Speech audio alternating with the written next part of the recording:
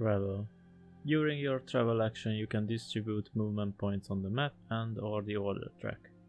You can spend maximum as many steps during your action as many workforces you currently have.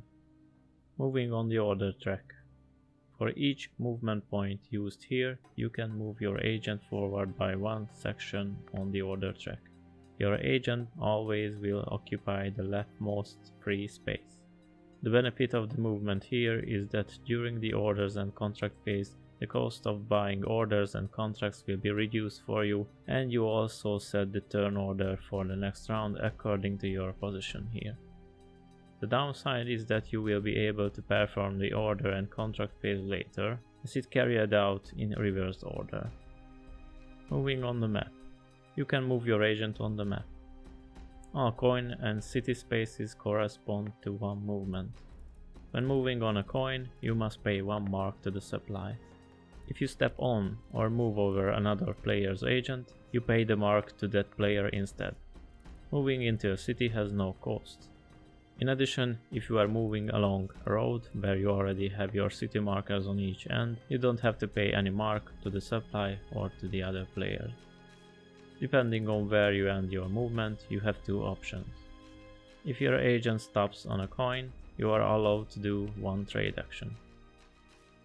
If your agent stops in a city, you gain a city tile on that city if it's still available. Then, if you didn't visit the city before, you have to place your leftmost city marker on this city from your workshop. You move your director in your workshop to the right by one space and take the indicated reward where it lands. Finally, you have the opportunity to carry out a trade action or to build a factory. If you build a factory, draw 3 factories from the chosen stack. After you have decided which one to keep, put the other 2 factories back to the bottom of the pile. For building the factory, discard the leftmost city marker from your workshop to the supply. Place the factory into your workshop using the building rules.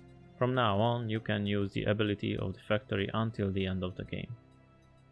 Important rule: each player can only place a city marker onto a city once per game. If you already have your own marker in the city, you don't have to place another one, and so your director won't advance either. If you run out of city markers, your director can't move forward. In the same way, you can't build a factory anymore. That way, you can only get city tiles and do trades. Technology. You can buy a technology from the trading board.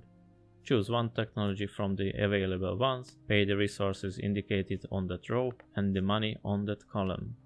The purchase tile must now be built into your workshop, then you can perform the actions accordingly.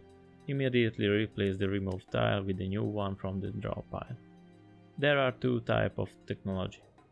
Chain technology. If you build one of these technologies, it starts a chain reaction in your workshop. Using a single tray from right to left, you can carry out all actions along this trail.